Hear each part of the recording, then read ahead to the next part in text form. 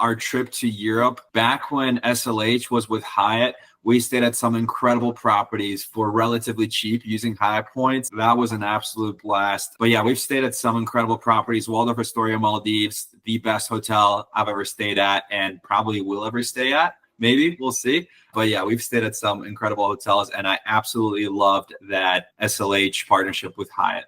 Hey there, points people.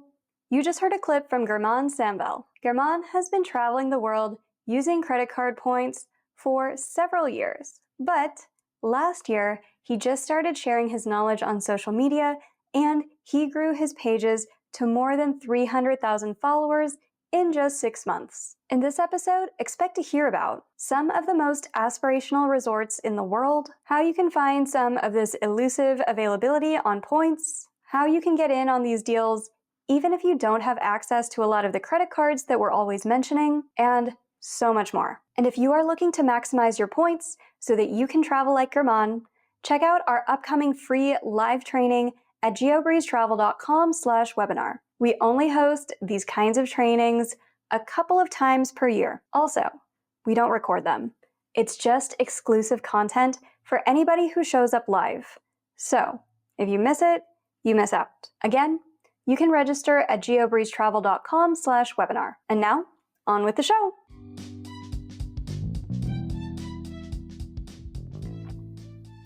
Hey, German. Welcome to the GeoBreeze Travel Podcast. Hi, thank you so much for having me. I'm so excited to have you here.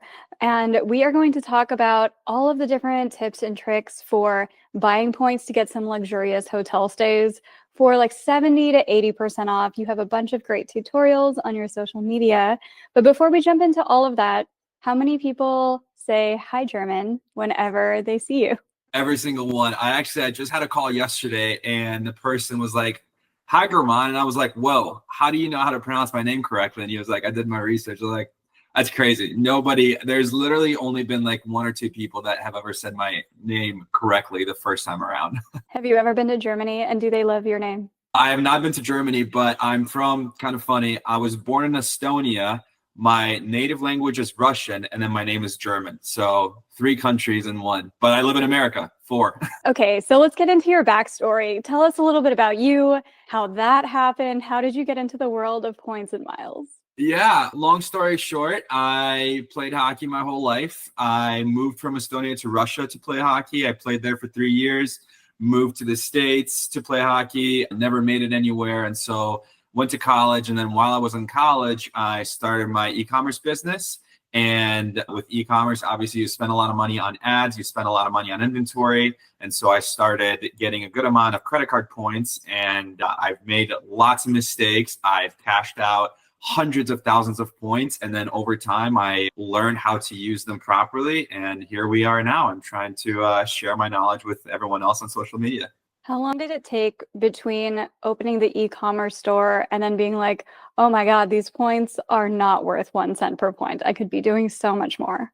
Yeah, I'm not, honestly, I don't want to say recently learned that, but I started doing e-commerce, I think in 2018. And I remember during COVID, Chase was running a thing where like through the travel portal, because not many people are traveling. So like if you had a Sapphire, the points would typically be worth 50% more. But because nobody was traveling, people weren't redeeming points in the travel portal. And so Chase offered a thing where you could cash your points in at that 50% higher valuation for, I think, like grocery stores and like stuff like that. And so I cashed in, I think, several 100,000 Chase points for those like just like household expenses. And this is 2020. So it took me a while. So again, started my business in probably 2017, 2018. Took me a few years to realize that, hey, cashing in my Chase points is probably not the best idea. Since then, what would you say is your favorite redemption that you've made with your points? I would probably say our trip to Europe. Back when SLH was with Hyatt, we stayed at some incredible properties for relatively cheap using Hyatt points. That was an absolute blast. But yeah, we've stayed at some incredible properties. Waldorf Astoria Maldives, the best hotel I've ever stayed at and probably will ever stay at. Maybe, we'll see. But yeah, we've stayed at some incredible hotels, and I absolutely loved that SLH partnership with Hyatt. What were the SLH hotels that you booked? RIP to that partnership? We booked Kalala Island. That was the last one that we stayed at. But on our trip to Europe, we stayed at, gosh, a bunch of them. But the two favorite ones were probably, at the time, they were called Cannabis Ia Epitome and Cannabis Ia Suites. Now I think they're Cannabis Suites and Cannabis Epitome or Epitome. I'm not sure how to pronounce it, but those two are incredible. I've been to those in Santorini, or I've been to one of them back when it was Canvas Via Suites. I have not been to Kalala Island because they've got like 4 huts on property, and they're like very luxurious private huts. They're very nice. There's like no availability back when it was with Hyatt. How did you snag availability and how long did you stay? Because it's a trek to get to this island off the coast of Nicaragua. Definitely. Yeah. We stayed 5 nights. And most people, when they're looking for availability on Kalala Island, they look at right now, they would look at Hilton. Back then, people would look at Hyatt because you're obviously booking through Hyatt. And as we know, it's very hard to find availability on Hyatt's website because they don't have that calendar view. With Hilton now, it's a little bit easier because you can just pull up the calendar and try to find some availability. With Hyatt, that wasn't the option. And so at the time, I would go on Kalala Island's website, and they have a pretty handy calendar that you can use to find cash stays. And every time there was a date that was available with cash, it would also be available with Hyatt points. And so it was actually pretty easy to find availability at the time. That is a good trick that I'm sure a lot of people back in the day wish they knew, because 5 nights is unheard of. How much was the retail value for that stay? So the prices at Kalala Island, they vary, I think, anywhere from around $35 to I think $6,000 a night. At the time of our stay, I think it was the cheaper nights, which is a bit unfortunate because it would have been cool to say, oh yeah, I redeemed, I don't know, 225,000 points for over a $30,000 trip. But I think it was roughly probably like 20-ish, which is still obviously incredible, but I wish it was over 30. That would be cool to say. Is this a sweet spot with Hilton now, like it was with Hyatt, or is it like a million Hilton points a night? Yeah, it's so with Hilton, it's 150,000 points per night. Obviously, for standard room reward, which is that hotel probably only has standard room rewards. It's hard to say if it's a sweet spot or not. I mean, it's definitely an incredible deal, but that hotel, while it is somewhat of a luxury hotel, there's no AC. And as somebody who sleeps in 65 degrees, that was a little bit rough for me, but yeah, it was still super cool. I would probably go back, especially if they had AC. I would definitely go back. I guess you're from like really far north, but you sleep in 65 degrees? 65, yeah, a little bit off topic, but we recently got an 8 Sleep. It's like a temperature controlled mattress pad. Highly recommend that. It's an incredible product. I live in Las Vegas and we have like the cooling bamboo sheets and everything, but I still enjoy living in a terrarium. Like my office in the summer, it's well over 70 degrees in here. And I am just very happy because I like living in a very warm environment. So we're very opposite that way. It's funny, yeah.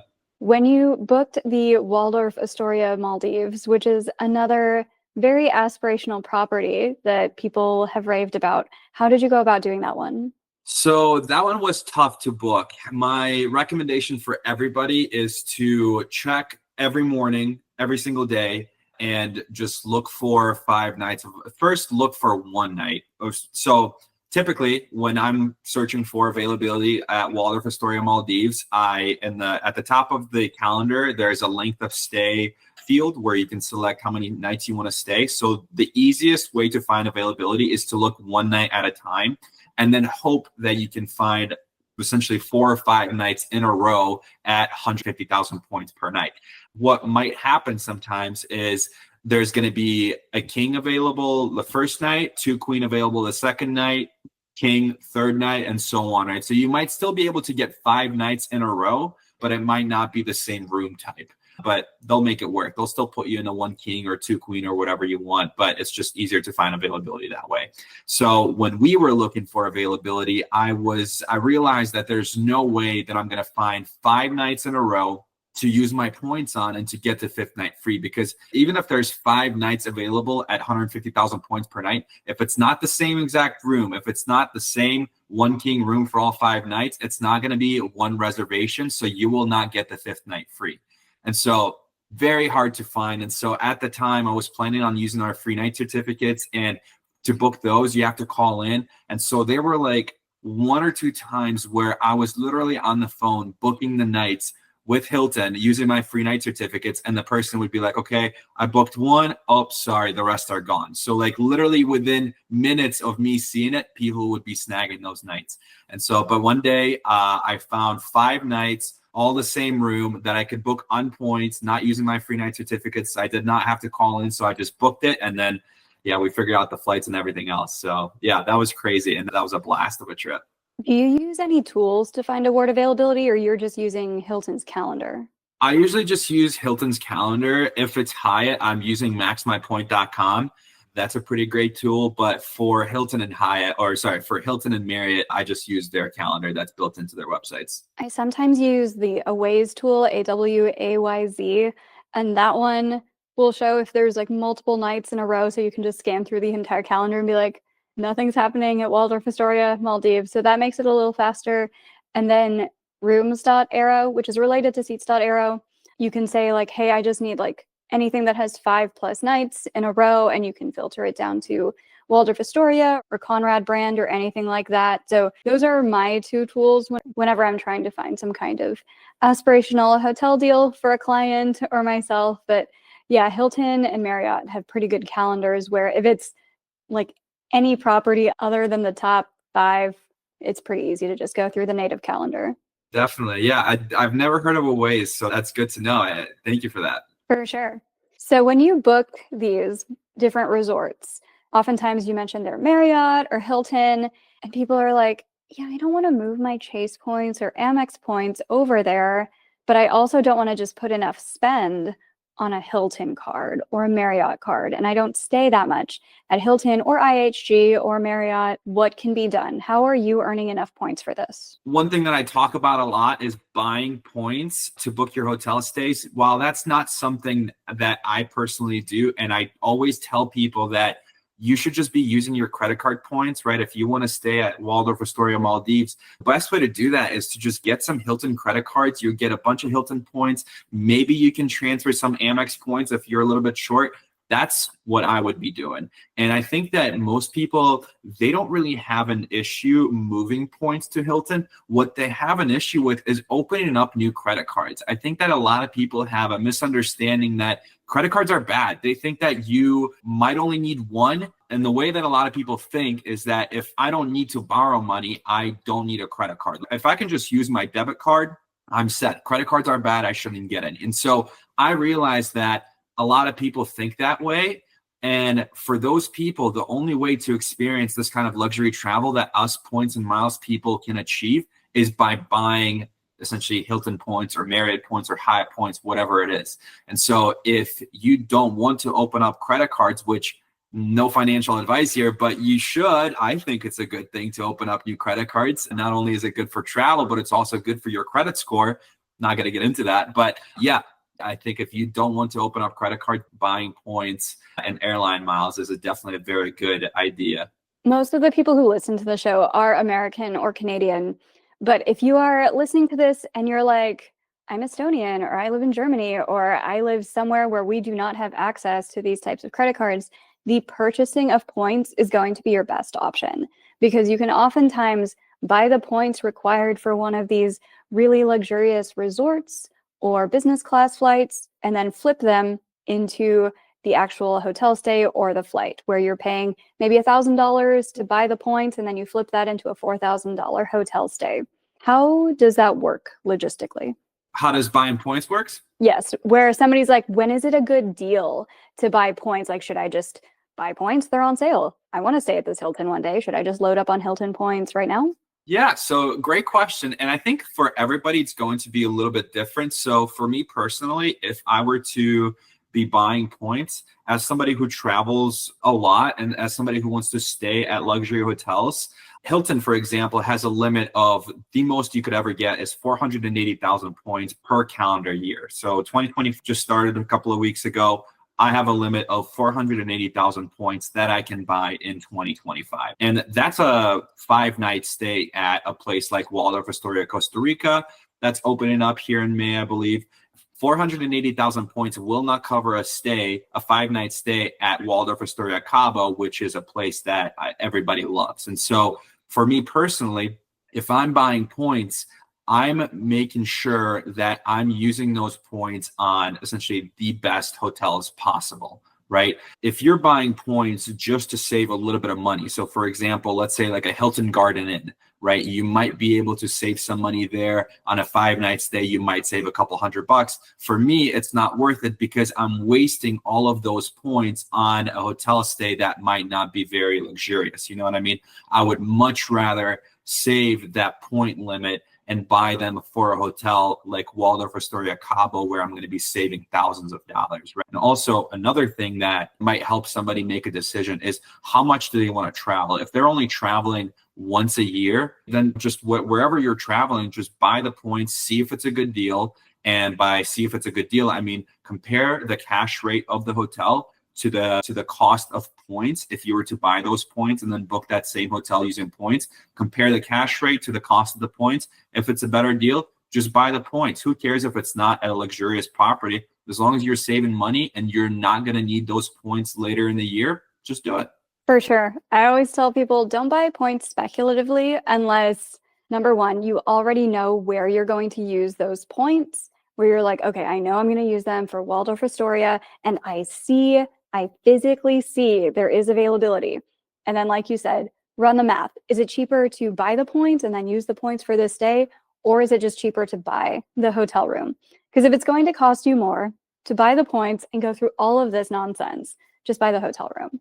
The exception to this rule, I think, is for people who are constantly traveling, who are very much road warriors and stay many dozens of nights at your hotel brand of choice for the year. So for example, I stay at a lot of Hyatts.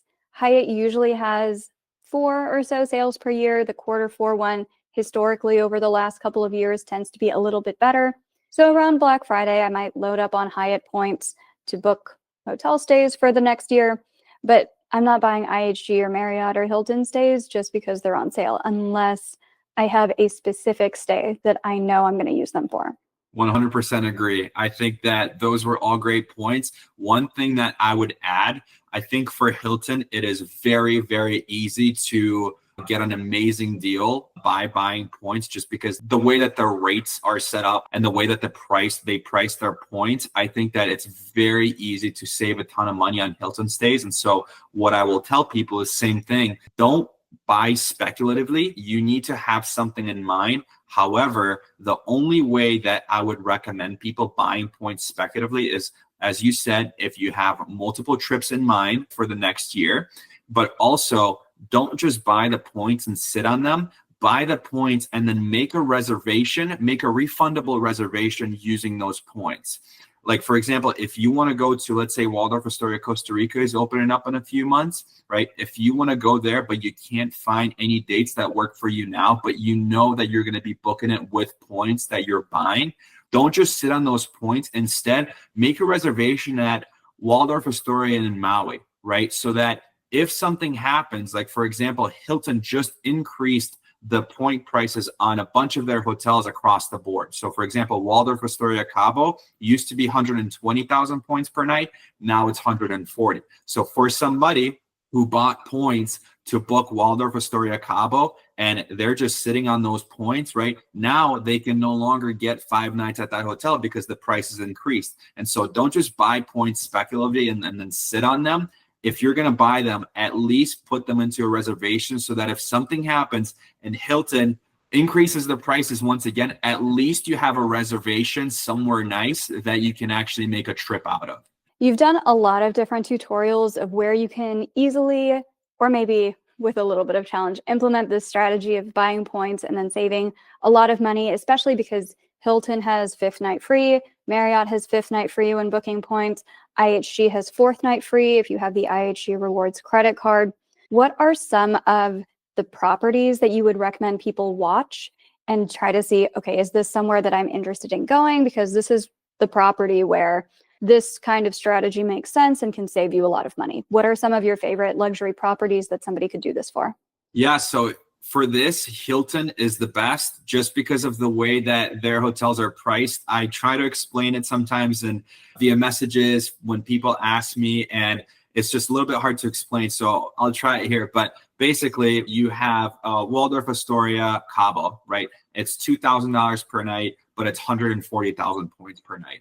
And then you'll have Hilton Garden Inn here in Austin. That's $150 per night, but it's still 80,000 Hilton points per night. So the pricing is disproportionate. And that's where we can take advantage of this pricing, and it only works at luxury hotels. So anything that I usually say, anything over $600 or $700 per night, buying points will work 100%. So any Waldorf Astoria, any Conrad, any LXR properties, some Curio properties, it will work at all of those for sure. With Marriott, it's a little bit different just because their pricing is dynamic, but still, I think luxury hotels are definitely much easier to make work with the buying points method compared to the cheaper Marriott properties. And then with Hyatt, it kind of works across the board. Just because with Hyatt hotels, you can stay at like a Hyatt Place or a Hyatt House for as little as 3,500 points per night. I'm pretty sure I've mentioned this a couple of times already in my Instagram reels, but Hyatt Place in Cabo, I think it's roughly $170 per night, but you can also book it for 3,500 points, and you can buy those points for roughly $80, I believe. So it will also work at cheaper Hyatt properties. For sure. And I know Maldives is at the top of everybody's list. If you just go through the different Maldives properties, it probably works there. So St. Regis Maldives, Ritz-Carlton, where you could buy a Marriott points, the Waldorf Astoria, as you mentioned, David Conrad Maldives as well, I believe. Yes. There's the Park Hyatt Maldives, the Alila Maldives, where you could buy some Hyatt points. There's some IHG like Six Senses kinds of properties out there. So all the Maldives one for anybody looking to go to the Maldives, where you're like, it's a gazillion points. It's still going to be a couple $1,000s, but you'll be spending $2,000 on points instead of $10,000 on hotels, provided that you find saver space for the rooms. So great strategy for the Maldives and other places like Tahiti, Bora Bora, all those like really aspirational islands that are remote islands in the middle of nowhere. Seychelles, people do this quite a bit. If you're hurting for Hyatt points and you don't have a lot of Chase points or Bilt points, the Park Hyatt in Kyoto is very popular for this. Park Hyatt Paris Vendôme. In the Caribbean, Kimpton Seafire, I think, is like the example of where to do this with IHG points. So if you are interested in a remote island, the purchasing of these different points and taking advantage of that 5th night or 4th night free is going to be where you do this. Also choice hotels, which people don't really talk about because they're not in the big 4. But if you're wanting to go to Norway, those hotels are very expensive, but they're very cheap with points. And choice points are really, really cheap when they go on sale, which is like 13 times a year. That's crazy. I did not know that. That's so good to know. Oh yeah, I tracked all the point sales. We have a whole YouTube video on it. And choice hotels, their points were like mattresses. They're more oftentimes on sale than not on sale. And if you want to stay in Oslo, Norway, and you're like, there's one Marriott property, it's not a good deal, there's no Hyatts, there's no Hiltons, there's no IHG hotels, what do we do? Buy some choice points, use it at like the Hotel Christiana or like the Thief Hotel or something like that, and you can get at least 50% off depending on the points price and the cash price that day. That's crazy. Does anybody transfer to Choice? Yes, if you have the City Premier or City Prestige, you can transfer to 1 to 2 rate. So if the points price on the hotel is $16,000 for like a $300 or $400 hotel, you only need 8,000 City points to transfer over. That's crazy. I need to get some City cards. I did not know that. That's wild. My husband applied, got denied. I have City for American Express, but we don't have any City points. So I'm just going to buy Choice hotel points when this happens because we're going to Norway later this year if nothing changes. But yeah, Capital One does transfer over as well, but it's a 1-to-1 rate. So not as good. And I would save my Capital One miles for other things. That makes sense. I know there is another one. I don't want to say kind of like this just because I haven't really looked into it, but I feel like Choice, like you said, not many people know about it. And I feel like some people also sleep on Wyndham, and you can transfer your Capital One points to Wyndham. And there's a pretty nice hotel in Greece. It's 30,000 points per night, and it looks really nice. Never been, and that's literally the only Wyndham that I've ever found that is actually really nice. But that's another one that is definitely worth looking into. You know where in Greece it is or what the name is? No, I'm not sure, but if you look it up, like luxury Wyndham in Greece, it's probably going to pull up. I think it starts with an I. I don't know. It's something, a luxury like name of the hotel. Yeah, the Wyndham points, people sleep on those a lot. Their points prices, I don't play with Wyndham a lot. I think there's like three tiers, like 8,000 points, 15,000, and 30,000. And so it's not going to get more than 30,000 points. And the Wyndham in Times Square, New York, if you get it during like New Year's Eve or sometime where it would be $800 per night or something to stay in New York, it's still going to cap out at 30,000 points. So as long as there's availability, that is a great use of Wyndham points. Somebody also mentioned one in Cancun. I forget what it's called. It's either TLH or TLS or something like that. It's definitely TL something. And that one is also with Wyndham, 30,000 points. And it looked nice. I looked up the cash rates. It was roughly, I think, like $300 to $400. So not the best cents per point value, but still, if you have a ton of Capital One points, why not? Do you ever purchase points for airlines or recommend that other people do? Is there a sweet spot like there is with the hotels? 100%. There are a lot of sweet spots out there, especially if you're trying to fly business. Kind of hard to find availability. And I don't have a ton of knowledge in booking business class flights, or honestly, like flights altogether, just because I'm in Austin, there's not a ton of options. So we're kind of slim pickings here. But yeah, if you're booking a business class flight, buying points is definitely the way to go compared to buying it in cash. You can save, I think, like up to like 90% or something like that off of a flight. I know that Air France, buying their miles and then booking Air France or KLM first class flights is very, very lucrative. And I think like Avianca Life miles, I did a video on buying Alaska miles or maybe Hawaiian. Yeah, so there's definitely a lot of sweet spots. Unfortunately, I don't post a ton about flights just because, again, I've never flown business. I've never flown business class internationally. So can't take advice from me as far as flights go. Don't you have a ton of points from your ecom business? Like, why haven't you flown business class yet? We're in Austin. There's not a ton of options. And I'm one of those people that, like, for example, Virgin Atlantic, right? Like you can fly lie flat for as little as 21,000 points. One, I don't really love the idea of taking a positioning flight. I don't know. It just doesn't sound fun to me.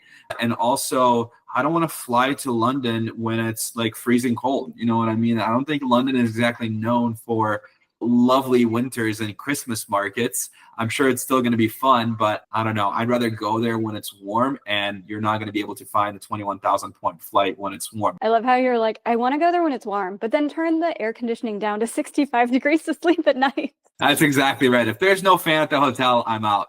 I'm just kidding. But I do love my fans and I do love my AC. I love my lie flat business class flights. We're in Las Vegas, so there's not a lot of direct flights from here. There's one on Korean Airlines that I'm not too hopeful. I'm going to be waiting years for 2 available seats to show up on the same day there. With the Alaska Saver Space, we have a couple with British Airways, Virgin Atlantic. We took Discover Airways Eurowings, which is like a subsidiary of Lufthansa, over to Frankfurt. And I mean, it was lay flat and it was direct from Las Vegas to Frankfurt. But we got there and there was like hair on the seat, on my husband's seat, like a clump. And I was like, what is? So that happened. But yeah, you mentioned Life Miles. Life Miles will oftentimes go on sale for 1.27 cents per point. And that can be a really good way to book some sweet spots over to Europe, especially the Germany, Austria, Switzerland region, and then also sweet spots to London. Percent, yeah, totally agree. What I was going to say is that what I've always used to say, and I think people are changing my mind, but even when you fly business class, lie flat, right? I feel that you're still on a plane. And again, I've never done it before, but in my opinion, you're still on a plane. I feel like nobody would willingly go and fly lie flat for free. Again, I've never been. From my understanding, you're still on a plane. It's still probably pretty miserable. So it's like, if you're going to be miserable either way, might as well save the points. You know what I mean? Might as well be miserable in economy class. But again, some people are telling me that, hey, they would do it for free just because it's an awesome experience. So I'll save my judgments until I actually fly business class. But that's been my on flying business. We're going to do a follow-up episode once you inevitably fly business class, and you'll be like, guys, I was wrong. I retract my statements. It was amazing. Yeah, it's not a miserable experience in business class, flying in Q Suites or Singapore Airlines or Emirates. Like, laying down is fantastic. Also, like, in case something goes wrong, I've only felt sick on a plane once where it was like very turbulent and I got a little motion sick, and just like being able to lay down and just put a pillow over my head will make the difference there. But yeah, you should absolutely book a business class flight. The positioning flights are worth it. We always have to position to Los Angeles or somewhere else on the West Coast, but you're close enough to Dallas or Houston to position from there. Yeah, no, definitely close. Just a little bit inconvenient. I don't know. Like most people, when they post something about a flight, right? What they're showing off is them laying and sleeping. And I do that every night for free. So the highlight of flying business class is that you get to lay down and sleep. And that's just like, yeah, it's cool that it's on the plane, but at the end of the day, you're just lying down and sleeping. So just don't get the hype quite yet. But as soon as I fly, I'm sure somebody told me once you turn left, you'll never be able to turn right. So maybe I'm just trying to delay that as far as I can. This is accurate though, because I flew JetBlue Mint, and if we're going over an ocean, like I have canceled flights because we got downgraded to like premium economy, or like something went wrong, we got rescheduled, and I was like, we're not going to this country anymore. I will fly to a different country laying down. Like, we were supposed to go to New Zealand and something got messed up with that Fiji Airways flight, so it got canceled, and it was going to be very nice in New Zealand, but instead we are flying to Korea in the dead of winter because I get to lay down. So yes, one day we'll do a follow-up episode and you'll be like, laying down on a plane is the greatest. It's the best. 100%. Until then, where can people find you on the internet if they want to see these different tutorials about how to flip points for luxurious hotels and buy points on sale and then kind of arbitrage it that way? Where do you hang out on the internet? Yeah, mostly Instagram. That's where I focus most of my time on. But I post the same content over on Instagram, TikTok, Facebook, YouTube, Threads. I recently started posting on Threads, but I post some additional content on Instagram in the form of stories and stuff like that. So yeah, Instagram is probably the best bet. Fantastic. Well, thank you so much, German, for joining us on the show today. It has been absolutely fantastic getting to chat with you, and I look forward to one day doing a follow-up episode after you have flown over an ocean in a lay flat seat. That sounds great. Thank you so much, Julia. I appreciate it. It was a blast. Thank you.